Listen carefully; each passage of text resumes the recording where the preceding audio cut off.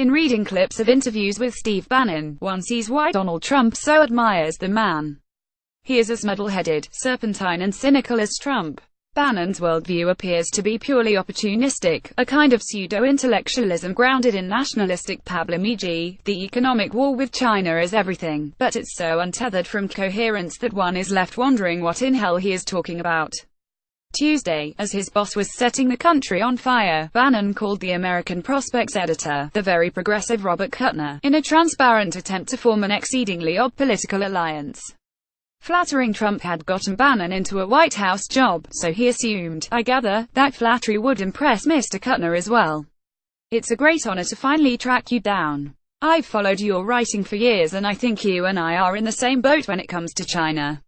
You absolutely nailed it. Alas, Kuttner was not impressed. It is puzzling, he writes, that Bannon would phone a writer and editor of a progressive publication, and assume that a possible convergence of views on China trade might somehow paper over the political and moral chasm on white nationalism.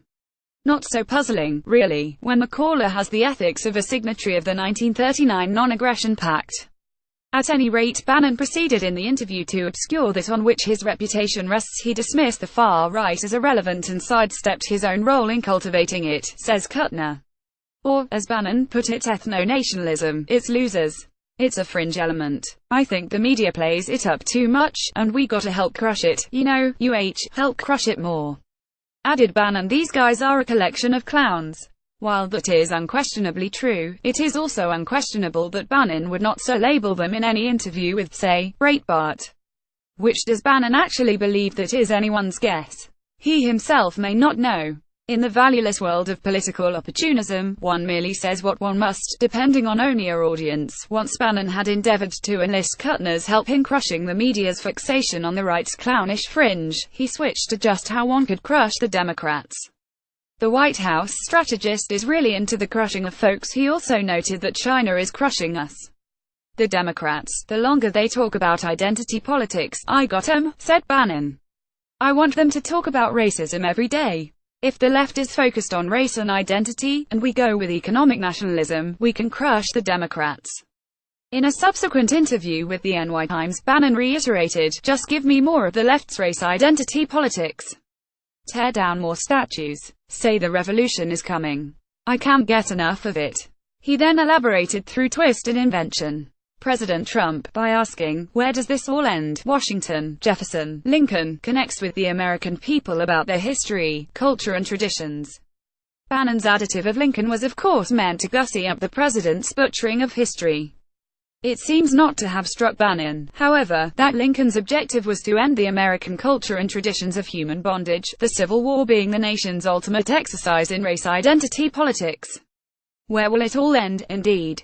But, what the hell? For Bannon boss, American history, culture and traditions are malleable things not to be taken seriously. And if a bit of that old-time national religion, white supremacy, can assist in Bannon boss' political objective of crushing Democrats, so be it, bring it on. This Twimman collection of clowns can't get enough of it. In sum, assessing the true Bannon is like nailing sludge to the wall. Yes, it can be done. Aside from the president, he is the superlative dreck of Republican politics, pseudo-conservative, pseudo-intellectual, authentically cynical to the core, and astoundingly mistaken if he even believes it as to the future of American politics. For a 38-year-old Oklahoma Republican politician, also in conversation with the NY Times, blew away Bannon boss with exceptional ease. The last year and especially the last few days have basically erased 15 years of efforts by Republicans to diversify the party. If I tried to sell young people in general but specifically minority groups on the Republican Party today, I'd expect them to laugh me out of the room. How can you not be concerned when the country's demographics are shifting away from where the Republican Party seems to be shifting now?